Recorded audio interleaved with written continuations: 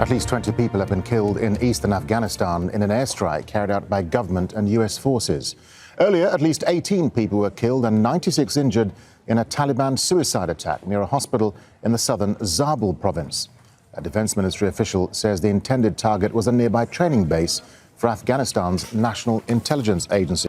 That's right, Darren. This is a depressingly familiar story. It was early Thursday morning that this attack happened in the provincial capital of Kalat. Pictures reaching us here in Kabul show that a large section of the centre of the city has been completely flattened by this truck bomb that has been claimed by the Taliban. They say that they were targeting the local headquarters of the NDS. This is the Afghan Intelligence Agency. The bomb was detonated at an outside wall, but right next to this headquarters was also a provincial hospital. So we know that a number of civilians, women and children have been among the dead and injured.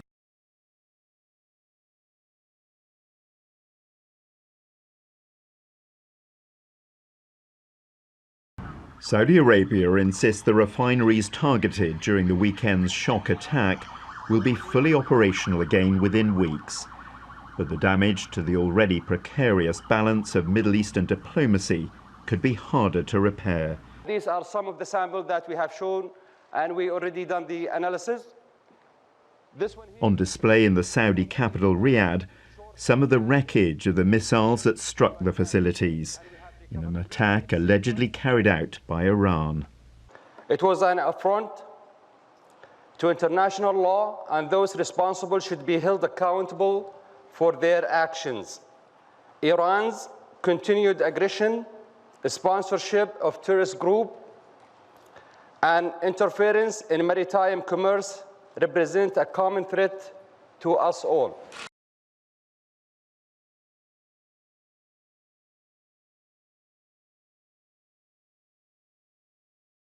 Interpol says it's detected more than a dozen suspected foreign terrorist fighters among migrants crossing the Mediterranean. The operation involved 6 Mediterranean countries, including France, Italy and Spain. And it highlights the threat posed by a handful of Islamist militants potentially hiding among the hundreds of refugees and economic migrants trying to reach Europe on overcrowded boats during the busy summer season. Well, what we understand, Tokes, and this is obviously, we have a limited amount of information over this because obviously this is Interpol trying to show that they are working and that they are working to do such security operations in grand scales, but they're not going to divulge all the details of these operations. We understand this is an operation that involved some 7 ports in 6 different countries. We have a list here: Algeria, France, Italy, Morocco, Spain, and Tunisia. They talk about 31, and I quote, active investigative leads that led to 12, among which 12 were linked to the movement of terrorist suspects.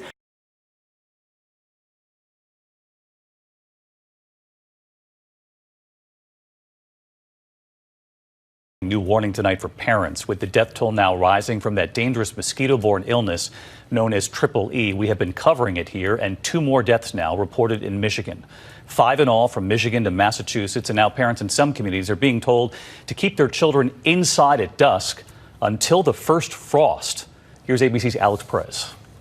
Tonight, a rare but dangerous mosquito-borne illness claiming 2 more lives in Michigan. The worst outbreak of eastern equine encephalitis in a decade. 18 cases across 5 states, killing at least 5, including 64-year-old Greg McChesney. His family says he went from healthy to brain dead in just 9 days. If somebody is over 50 years of age, under 15 years of age, they're not only more susceptible to it, but also more susceptible to getting serious infection. Some communities are stepping up air and ground spraying and urging affected areas to cancel outdoor activities, especially for children, around dusk until the first frost of fall.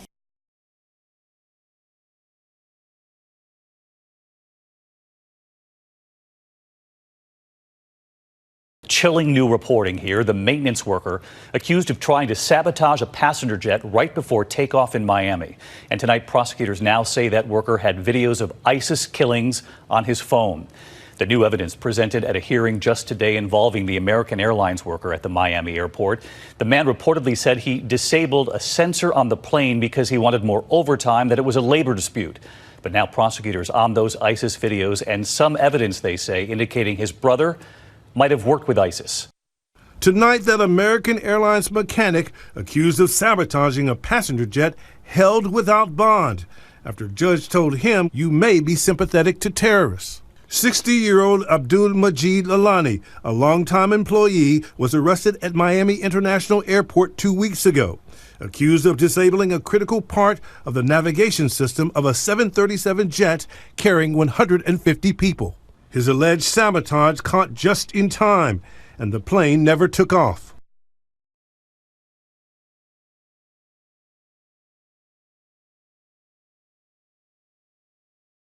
Here, ABC News has obtained surveillance video showing a pilot inside the Minneapolis airport who authorities say was drunk, trying to avoid security, and just moments from takeoff. Tonight, in video obtained by ABC News, we see that pilot's suspicious behavior. Gabriel Schroeder approaching a random secondary checkpoint, stopping suddenly, acting surprised, according to police.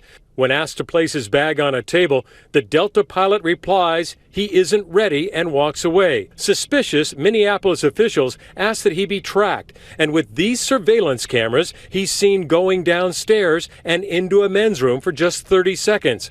Police say they found a bottle of vodka in a trash can. Schroeder then returns to the checkpoint, telling an officer he had gone to the pilot's lounge to retrieve his iPad. But Schroeder passes through, getting into the cockpit.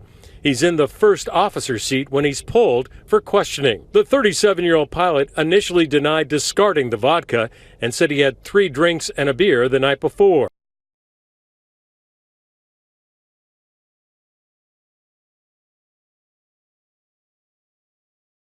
President Moon Jae-in will have his 9th one-on-one meeting with U.S. President Donald Trump next Monday, the 23rd, on the sidelines of the UN General Assembly in New York. According to the Secretary to the President for Peace Planning, Choi Jong-gun, in a briefing on Thursday, the leaders will discuss ways to achieve denuclearization and peace on the Korean Peninsula, while also working to upgrade their bilateral ties. The two sides plan to discuss measures to achieve complete denuclearization and lasting peace on the Korean Peninsula and various ways to strengthen the South Korea-U.S. alliance as well as regional issues. Peace will also be the focus of his keynote speech on the 24th, in which President Moon will call for the international community's continued support for the peace process. During his trip between the 22nd and 26th, the president will also sit down with the leaders of Poland, Denmark, Australia, and UN Secretary General Antonio Guterres.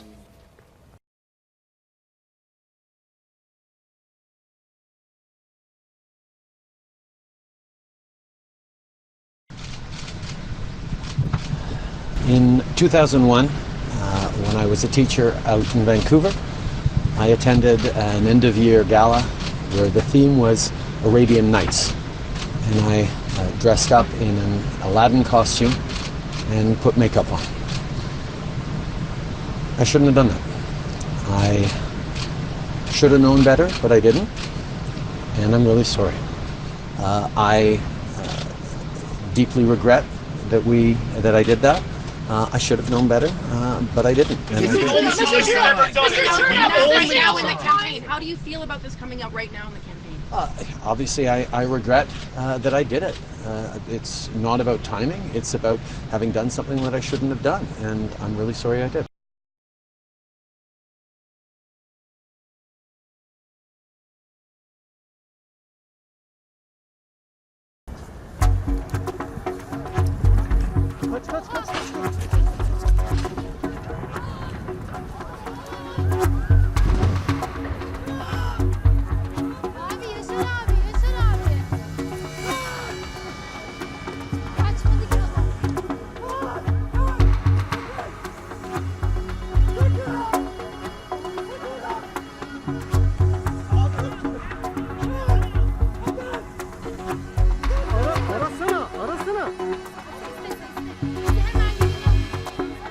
Yayında görmüşlerdi büyük ihtimalle. Kayıtta patlama oldu. Patlama anı mı? Vay şey.